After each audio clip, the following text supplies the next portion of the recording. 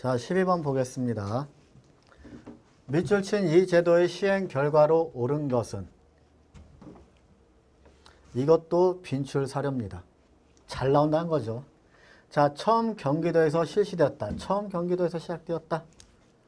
결정적 힌트입니다. 그리고 더 큰 힌트는 토와 박납인들은 그동안 얻었던 이익을 모두 잃게 되었다. 그래서 왕에게 폐지할 걸 건의했으나 백성들이 이 제도가 편리하다 하였기 때문에 계속 실시하기로 하였다. 이 제도는 제가 분명히 했습니다. 빈출 사료라고 했습니다. 그리고 굉장히 많이들 아시는데 이건 바로 대동법에 대한 얘기입니다. 대동법. 이 대동법은 어떠한 제도이냐? 광해군 때 시작됐어요. 광해군 때 시작돼서 어느 지방을 중심으로? 경기도 지방을 중심으로 시작돼서 전국까지 자리 잡는데 숙종 때 완성이 됐으니까 거의 100년의 시간이 걸립니다. 전국까지 완성인데. 자, 이 대동법 굉장히 중요한 법이고 엄청나게 많이 나오는 법입니다. 이 대동법을 이야기하면은 그럼 이 대동법은 뭐냐? 여러분들이 이제 조세제도에서 조세공납역 그래서 공납이라는 의무가 있습니다. 공납의 의무가 있는데 이 공납은 어떠한 거냐? 그 지역의 특산물을 현물로 납부하는 제도입니다. 각 마을마다 할당량을 주고 그러면 그 집집마다 할당량을 분배해서 특산물을 납부하는 제도인데 문제는 이 제도가 백성들 너무 힘들게 해요. 왜 힘들게 하냐? 인간적으로 생각해보면은 자, 완도에 김이 있어요. 완도에서 김이 특산물이야. 김을 갖다 줘요. 바치려고. 근데 안 받아. 이거 품질 후진해? 누궜네? 야, 이따 이걸 어떻게 중앙에다 바치려래? 야, 꺼져. 안 내면은 처벌받거든요. 근데 안 받아. 한마디로 정상적인 납부를 방해하는 사람들이 많아요. 자, 그래서 이런 걸 어떻게 보면 박납인들이라 하죠. 그러면 이제 어떠한 상황이 되냐? 이제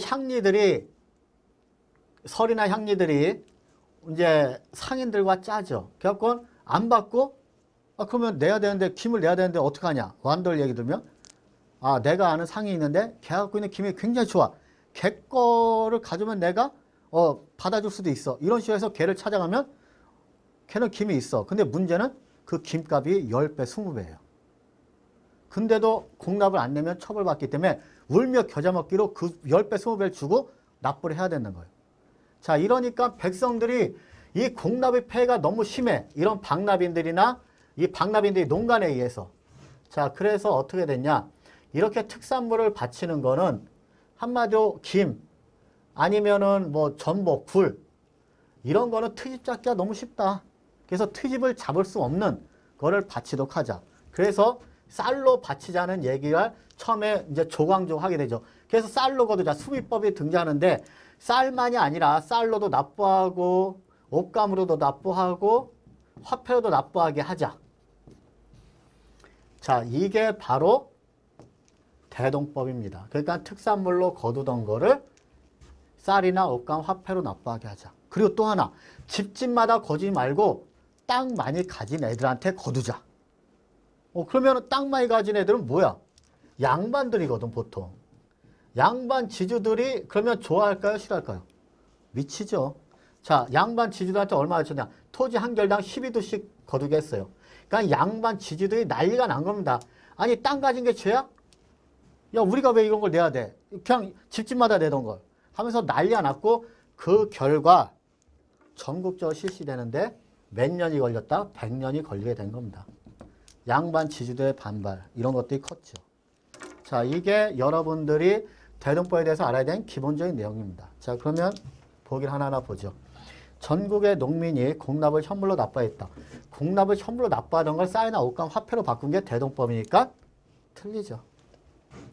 전세가 풍요에 관계없이 토지 1결당 미국 4도 정해졌다. 이거는 대동법하고는 상관이 없습니다. 이거는 공납에 대한 거고 전세에 대한 건데 이건 뭐냐면 영정법입니다. 조선 후기 1결당 미국 4도로 정했다. 영정법. 그래서 이것도 틀립니다. 3번 공이 활약하여 수고음이 활길띠고 상품 수요가 증가했다. 자, 이렇게 대동법을 실시하니까 새로 등장한 직군이 하나 있습니다. 이게 바로 공인이라는 거죠. 이건 뭐냐?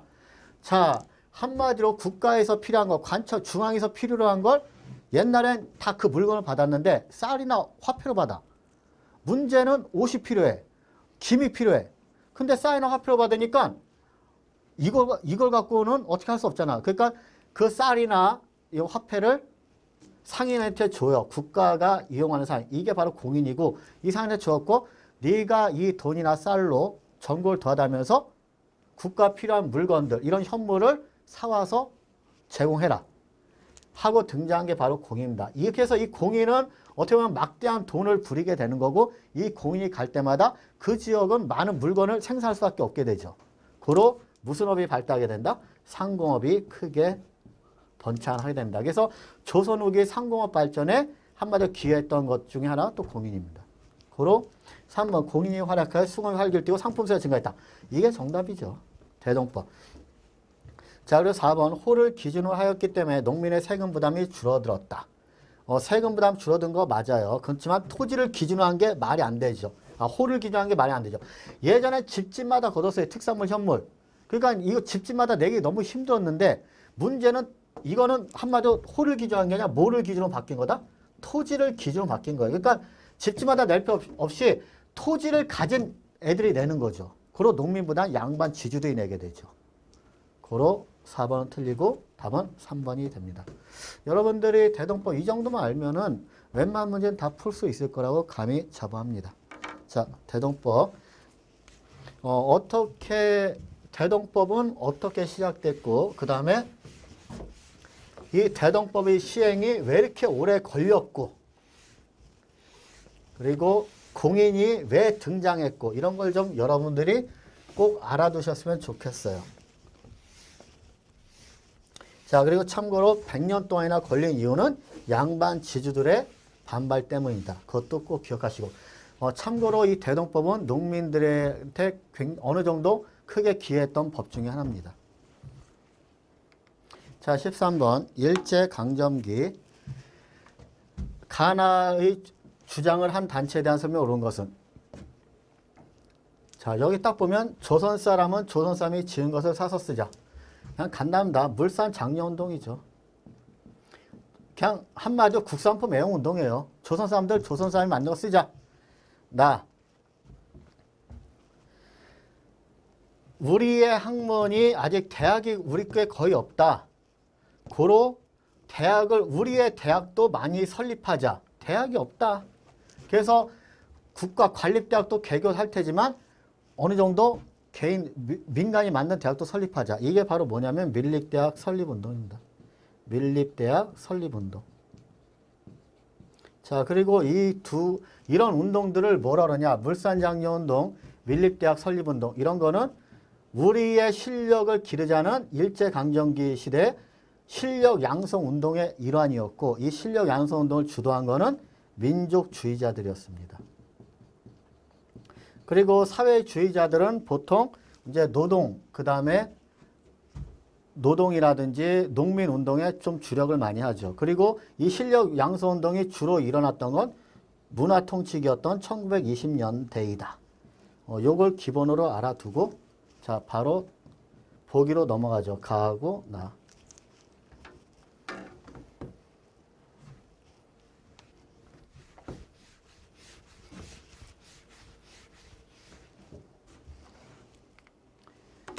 자, 봅니다. 사회주의 성향의 운동세력이 주로 했다. 물산 장려운동을. 말도 안 되는 거죠. 사회주의 운동세력은 오히려 물산 장려운동을 싫어했습니다. 왜냐? 우리 물건 우리가 쓰자. 취지는 좋아요. 근데 문제는 우리 제품이 일본 제품에 비해서 좀 품질도 후지고 가격도 더 높을 수가 있어요. 근데 애국심을 그걸 사줬더니 문제는 물가 폭등하는 거예요. 한마디로 서민들이 너무 힘들어지는 거죠. 그래서 이런 걸 왜 해야 되냐. 오히려 있는 사람들만 잘 살게 해주는 거 아니냐. 그래서 사회주의자들은 오히려 주도하기는커녕 비판합니다. 그리고 1번은 말이 될 수 없고 자, 조선과 일본 간의 관세 철폐 정책에 대항하였다. 이 물산장려운동이 왜 일어났는지를 여러분이 좀 아셔야 돼요. 자, 1910년하고 1920년대를 비교하면 1910년하고 1920년대 1910년대에는 회사령이라는 게 있어요. 회사령. 자, 회사령이란 건 뭐냐? 허가제예요. 회사를 설립하려면 조선 총독의 허가를 받아야 되는데 그럼 우리나라 사람들이 회사 설립하려고 한다. 그럼 허락을 한다, 안 한다? 안 해. 그러니까 우리나라 회사가 거의 없었어요. 조선인 회사가 없었는데 20년대 되니까 이 회사령이 폐지가 돼요. 한마디로 신고만 하면 설립을 할 수 있게 된 거죠. 자, 그래서 문제 조선인들의 회사가 좀 증가를 하게 돼요. 그런데 문제는 어떤 일이 벌어지냐? 회사령이 폐지되는데 관세가 없어진대요. 관세가 없어지면 어떠한 상황이 벌어지냐? 일본의 거대 자본이 물밀듯이 밀려올 수 있게 된 거죠. 한마디로 무관세, 관세도 없이 일본의 그 거대 자본, 미쯔비시라든지 그 당시에도 미쯔비시는 있었고 그런 거대 자본들이 밀려오면은 자, 우리는 지금 새싹 단계 싹을 트는 우리 회사들은 경쟁이 된다 안 된다? 게임도 안 되는 거야. 다 망하게 생기니까 야 그래도 우리 회사 살려야 돼. 우리 조선인의 회사 살려야 돼. 그래서 물산 장려운동을 했던 거죠. 고로 조선과 일본 간의 관세 철폐 정책에 대한 거 맞습니다. 자, 그리고 민족연합전선 단체인 신간의 후원을 받았다. 이거 말도 안 되죠. 틀립니다. 특히 이 가나 나나 실력 양성운동은 20년대 대부분 다 실패하게 됩니다. 실패하게 되고 그럼 그 다음에 어떤 일이 벌어지냐. 민족주의자들이 일본과 타협하자는 타협적 민족주의자들이 발생해요. 그리고 무슨 말 같지도 않은 소리냐. 어떻게 일본 새끼들이랑 타협을 하냐. 비타협적 민족주의자로 나눠지고 그리고 이런 비타협적 민족주의자와 사회주의자들이 이념은 다르지만 그래도 조국의 독립을 위해서 뭉칠 건 뭉치자 해서 만든 단체가 무슨 회다? 신간회입니다. 고로 신간회 후원을 밀립대학 설립운동이 받았다. 전후관계가 완전히 다른 거죠. 말도 안 되는 겁니다. 자, 고로 틀리고 4번. 자, 밀립대학 설립운동 조선학생과학연구회와 연계한 60만세 운동을 전개하였다. 자, 60만세 운동은 사회주의자와 민족주의 학생 세력이 주도한 겁니다. 고로 학생연구회와 연계한 세력은 바로 사회주의자고 사회주의자이기 때문에 이거는 밀립대학 설립운동 민족주의자 주도했기 때문에 말이 안 되죠. 고로 답은 2번이 됩니다. 자, 그래서 여러분들 이 문제는 지금 이 문제가 13번인데 이 13번 문제는 실력 양성운동 1920년대에 전개된 실력 양성운동이 어떠한 것이었는지 그 다음에 밀립대학 설립운동하고 물산 장려운동이 어떤 세력이 주동을 했고 그 다음에 어떠한 비판을 받았는지 그런 것들을 좀 명심하시 바랍니다. 그래서 20년대 실력 양성운동 어느 정도 기본적인 것만 아시면 능히 풀 수 있었던 문제입니다. 자, 14번. 자, 2013년 구급 지방직에서 많은 학생들 당황스럽게 했던 문제입니다. 어떻게 보면 어려운 문제는 아닌데 굉장히 많은 사람들이 힘들어했던 문제예요. 자, 재상박유. 참고로 이거는 굉장한 빈출사입니다. 엄청나게 많이 나오는 사료죠. 그래서 처음 봤을 때는 이 정도 문제 다 풀겠거니 생각을 했을 거예요. 다. 근데 당혹성이 벌어져요. 왜냐? 보기를 보면 굉장히 힘든 상황이 벌어지거든요. 자, 봅니다. 재상박유가 아래의 길을 청컨대 여럿이나 관료로 하여금 철을 두게 하되 품에 따라 그것을 점차 주의독하여 자, 첩을 두게 하소서.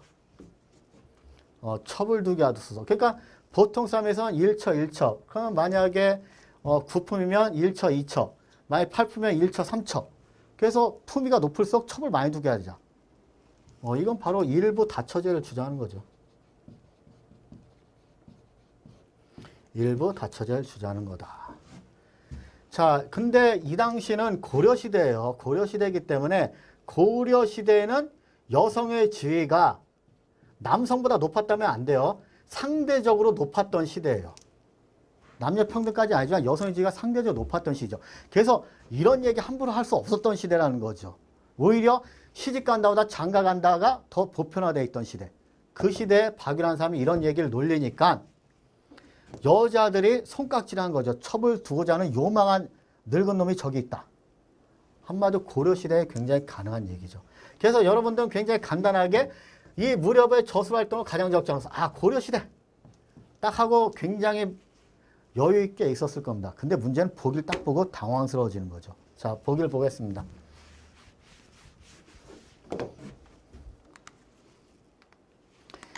자, 김부식이 진삼국사기 표를 지었다. 삼국사기를 지었다. 이거는 고려 전기입니다. 이련이 삼국유사를 저술하였다. 이거는 원간섭기 때니까 고려 후기죠. 자, 정도전의 조선공국전을 저술했다. 이건 뭐 조선 초. 자, 이건 무조건 틀립니다. 자, 정인지와 훈민정음 해례 서문을 지었다. 여러분들이 이제 요거 보시면은 정인지가 훈민정음 해례 서문을 지었다. 훈민정음을 어떻게 보면 풀이한 책이죠. 이것도 조선 초입니다. 세종대왕 때. 자, 고로 3번하고 4번은 말이 안 돼. 근데 여러분이 굉장히 당혹스러워. 왜냐? 1번하고 2번 둘 다 뭐다? 고려야. 여러분들이 박의사를 보면서 항상 고려라는 건 다 알았어. 근데 문제는 고려 전기냐 후기냐 고르는 거예요. 여기서 당황스러운 거예요. 이거는 아는 사람이 많지가 않았거든요. 그래서 1번, 2번 때문에 굉장히 많이, 어떻게 보면 문제 자체는 어렵지 않은데 이것 때문에 굉장히 많이 사람들이 둘 중에 하나 고르는 거 굉장히 어려워했던 문제, 헷갈려했던 문제였습니다. 이 9급 국가직에서. 자, 그러면은 여러분들 이 문제를 푸는 방법은 뭐냐? 그러면 이걸 다 외워야 되냐? 이게 아니란 거죠. 어떻게 보면 한국사는 이해입니다. 이 당시 상황을 이해를 한다면 여러분들이 굳이 무슨 왕 때 뭐다, 박유다 이런 거 외울 필요 전혀 없어요. 왜냐? 자, 이 박유가 이러한 주장을 하게 된 배경을 아셔야 돼요. 자, 왜 배경했냐? 원나라의 풍습은 뭐다? 일처다부제입니다. 원나라의 풍습이 들어온 거죠. 자, 그리고 또 하나, 이 당시는 이제 원간섭기란 건 뭐냐? 그럼 당연히 원간섭기란 걸 우리는 알 수 있을 거예요. 원간섭기였고, 원간섭기 때는 상대적으로 그 시대적 상황도 그렇습니다. 왜냐? 원간섭기 때 원이 뭐예요? 몽골이잖아요. 몽골이 침략을 받아서 우리가 30년 동안 아주 전 국토가 개판이 되고 많은 인명이 살상됐어요. 근데 중요한 건 남자 많이 죽었다, 여자 많이 죽었다. 당연히 남자 많이 죽죠. 자, 그러면 남성의 비율이 높을까요? 여성의 비율이 높을까요? 여성의 비율이 더 높아. 남자를 못 찾을 수도 있는 거예요. 그런 시대적 상황을 생각한다면 일부 다처제를 주장할 수도 있었던 거죠. 자, 고로 여러분들은 딱 보면은 원간섭기 때가 확실해요. 원간섭기 때. 자, 그러면 고려 전기다, 고려 후기다. 당연히 2번 고려 후기죠. 특히 이련의 삼국유사. 이거 이제 지난번 문제 풀이 때도 얘기했었어요. 우리가 원나라 간섭기 때 원나라 어떻게 보면 일제강점기랑 마찬가지인 거예요. 원나라의 간섭을 그렇게 심하게 받을 때 우리의 위대한 민족에 대해서 얘기한 책들이 많이 나와요. 그게 대표적인 게 이련의 삼국유사. 최초로 단권을 우리 역사서에 끌어들인 책. 그리고 이승유의 제왕홍기. 이런 책들이 많이 나오잖아요. 자, 그로 바로 2번이 답이 될 수밖에 없습니다. 자, 그래서 이 문제에 대해서는 제가 여러분들한테 얘기드리고 싶은 거는 일단 고려라는 건 알았더라도 좀 디테일해서 분명히 승분 났을 겁니다. 그리고 이런 문제들은 다시 한번 얘기하지만 암기보다는 이해를 하세요. 왜 이런 주장을 했을까? 그러면 굉장히 쉽게 풀 수 있었던 문제였습니다. 자, 이번 강의는 여기까지 하도록 하겠습니다.